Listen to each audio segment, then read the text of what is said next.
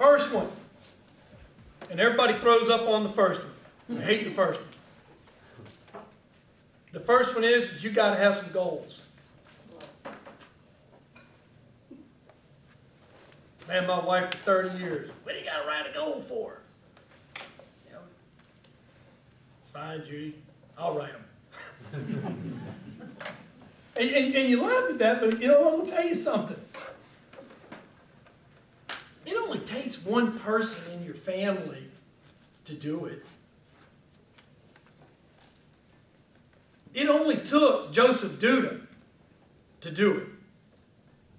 It took Joseph Duda to have the vision to stand up and to go do something.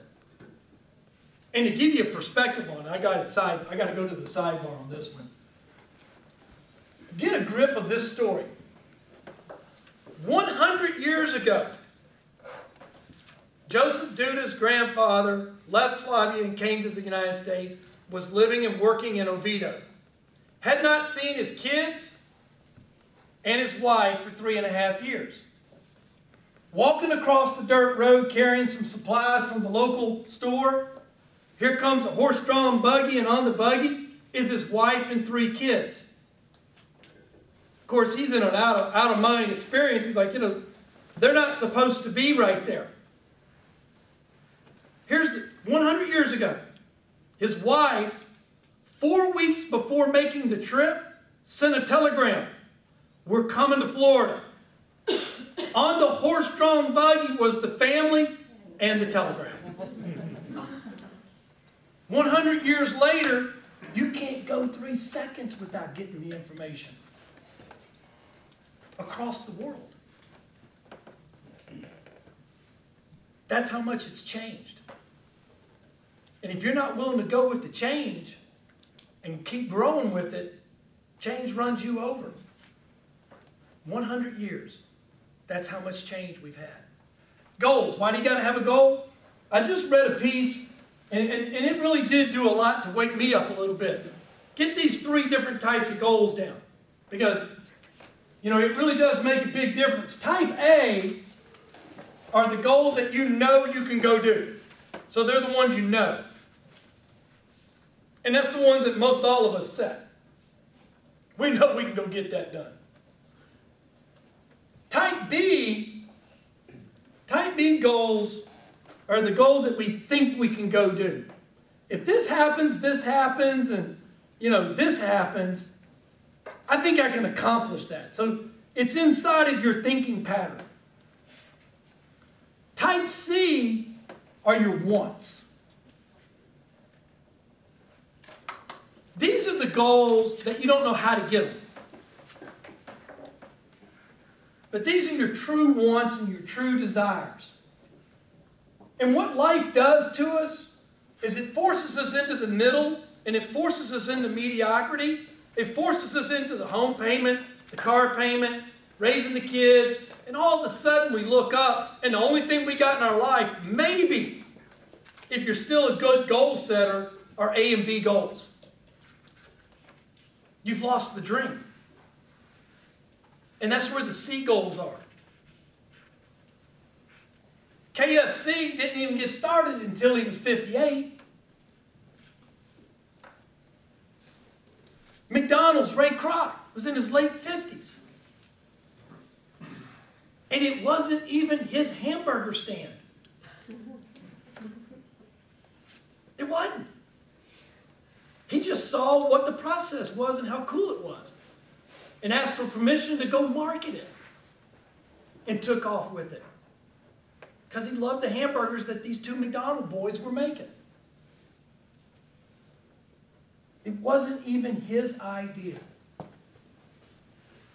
You got to have a C-type goal.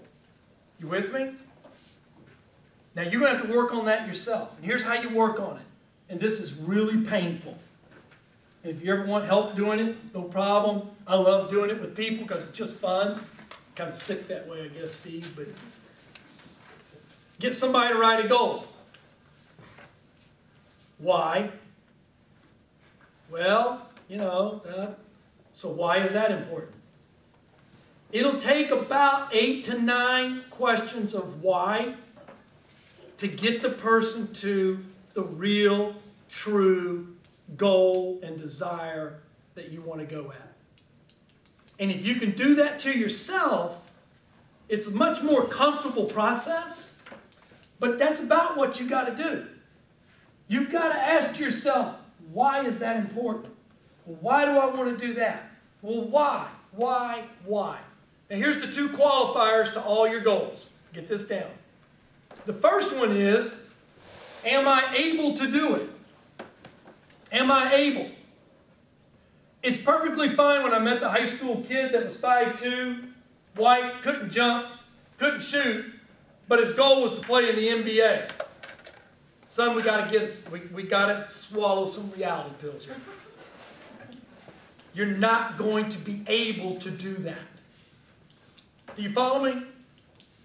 So, at some point in place in time, for all of us, there's the able side of this. You know, I could say all day long that my goal is to go be a surgeon. I'm not able. It ain't going to happen. No sense in even writing it down. All right? Second thing, and this is where it really starts kind of getting the rubber on the asphalt, is are you willing? Are you willing to do it? In the 1980s, I was a high school and college basketball coach. And I wasn't going to do anything else. And I ran it, and I ran it hard. Ran it for 10 years. Had 2 Division I assistant coach job offers. But I had a big problem. Life had changed. I had a little girl that was 2. And I was raised with 4 boys. The oldest of 4 boys. Man, all of a sudden I'm in a house with 2 women. I'm lost.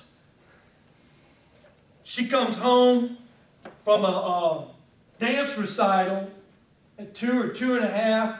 It's got a piece of material that's pink, and it's about that big maybe at most. And it was $110 in 1988. I was like, this ain't going to happen on a basketball salary. I can already see where we're going. This isn't going to be good. But they were cutting the NCAA staffs from 3 to 2, football from 14 to 11.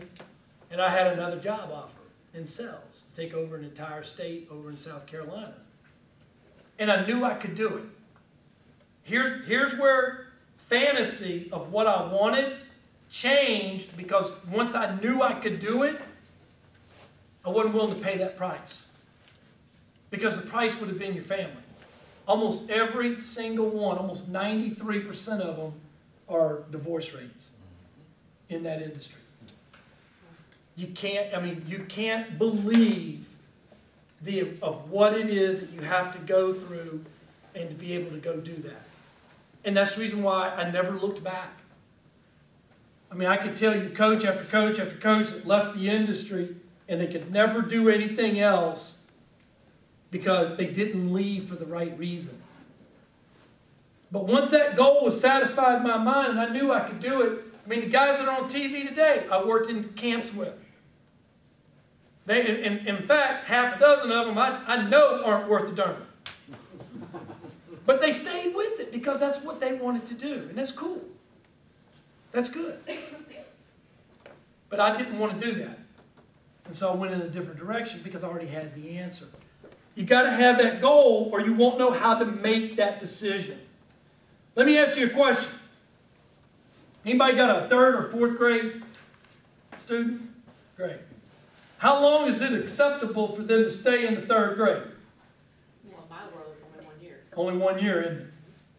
Do you realize the greatest goal-setting system we have is our educational system? And through 12 years of education, they never mention the word goals.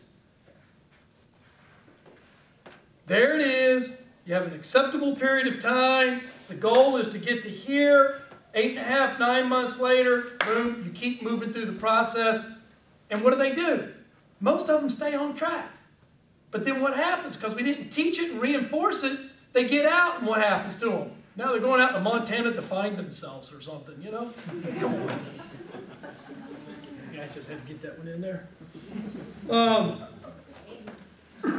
You got to have a goal.